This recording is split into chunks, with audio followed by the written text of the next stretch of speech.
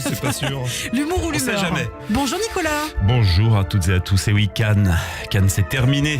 Sur la croisette, les pinups ont plié leurs maillots, les plagistes remballaient les transats, les jet-setters sniffaient les derniers mojitos et les vieux rangeaient leurs dentiers jusqu'à l'année prochaine. Fin de cet esprit cannois qui, une fois de plus, a ébobbi le monde. À l'heure qu'il est, Juliette Binoche dort. Suite 320 du Majestic, elle a fait sa petite prière tout à l'heure à 5h, mais elle s'est recouchée.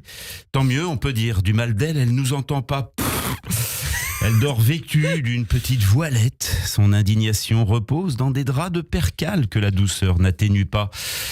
Le songe courroucé, le cœur révolté, le fessier protestataire, elle compte les journalistes palestiniennes. Dans quelques heures, elle rangera dans sa valise cabine Vuitton sa petite collection de foulards qu'elle ressortira à sa prochaine indignation dans le pass Coupe-Fil Sky Priority de l'aéroport de Nice. Elle doit être crevée, Juliette. C'est vrai que c'est pas facile le courroux sur moquette. On s'enfonce, on s'enlise, on s'embourbe l'escarpin dans les laines mouvantes des lieux communs et des émotions sélectives. Plus la moquette est épaisse, plus l'indignation grandit. Son agent l'a trouvée tellement courageuse, son attaché de presse tellement de gauche.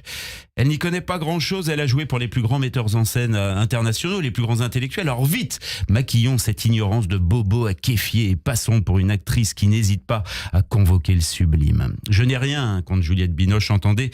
Et je l'aime beaucoup comme actrice, je l'avais vue dans Les Bronzés. Elle était super. Et là, je sais ce que vous vous dites, heureusement que tu l'aimes bien. Qu'est-ce que ce serait si tu pouvais pas la piffer? Une actrice qui n'hésite pas à convoquer les consciences, comme ça y est, je passe pour misogyne. Mais attendez, je n'ai pas encore parlé de Laurent Lafitte, haute grande conscience sur tapis rouge. Et là, je vais passer pour un jaloux. Drame de l'époque, on ne peut plus rien dire sur personne, même des choses méchantes, c'est navrant. Je sais pas si je vous l'ai dit, mais j'aime beaucoup Laurent Lafitte. Je le lis dans Le Monde régulièrement, ses éditos sur la géopolitique internationale. Je trouve que c'est un commentateur politique extra. Laurent Camus, Laurent Sartre, Laurent Aron, une sorte de Frédéric Ancel avec la tête de Michel Leb. Plus à l'aise dans Bégon qu'assez dans l'air. Non, je l'avais trouvé bon dans Cyrano, fin dans Molière, drôle dans Papa et Maman 2. Mais comme maître de cérémonie habité, engagé entre la rue du Dragon et le boulevard Saint-Germain, c'est bizarre, géographiquement, ça m'intéresse moins. Non, je n'ai rien contre le boulevard Saint-Germain, je trouve que c'est un très joli boulevard, jonché d'arbres, qui a été refait récemment, avec ses jolies passantes qui ont été refaites récemment.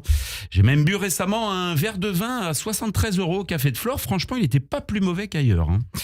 Non, je n'ai rien contre l'entre-soi qui me renvoie juste à un entre-moi qui me désole. Évidemment, j'aurais rêvé d'être maître de cérémonie géopolitique au Festival de Cannes. Je suis pas ennemi de la moquette rouge et je suis guère sensible aux acariens.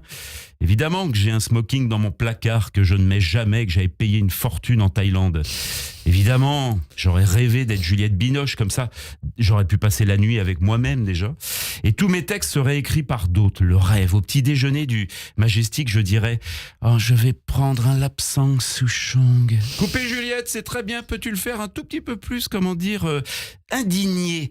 Je vais prendre un lapsang souchong. Oui, très bien, il faut qu'on sente plus une sorte de scandale intérieur. Tu vois, on t'a proposé plusieurs types d'infusions, thé vert, Earl Grey, jasmin, pourquoi pas. Et toi, tu fais un choix fort, tu prends un lapsang souchong. C'est pas rien politiquement, ça veut dire quelque chose. C'est un thé fumé qui se démarque des autres, c'est un thé de révolte si tu veux.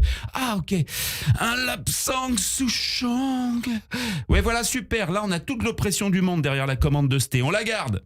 Eh bien voilà, Cannes, c'est terminé. On comprend dans cette commande de thé l'importance de l'infusion, la mousseline dans la tasse. C'est comme la voilette sur la tête. 3 minutes pour une bonne infusion des idées, pas plus. Mais, Lilana, le cinéma continue. Trump, le showman du petit écran. Zelensky, le comique. Poutine, l'impassible russe dont Sourire n'est pas joué. Macron, dans Nos plus belles années, sont derrière nous. Netanyahou, dans La vie n'est pas un Jourdain tranquille. Erdogan, dans Midnight Express. Et l'Iran, avec le dernier film, la Palme d'Or, mollo sur le mola. Bref, moteur, action, le cinéma, ça continue. Eh bien, merci beaucoup Nicolas Rafal. Merci d'avoir été avec nous. D'ailleurs, on peut rendre hommage ce matin, puisqu'on parle cinéma, à Marcel Ophuls, auteur de l'un des plus grands documentaires du XXe siècle sur la France de Vichy. D'ailleurs, Christophe, je crois, on dira un mot. Effectivement, 97 ans, il s'en est allé. Merci Nicolas. On vous retrouve avec grand bonheur. également. Je reviens quand vous voulez. Sur notre chaîne YouTube Radio J. À bientôt.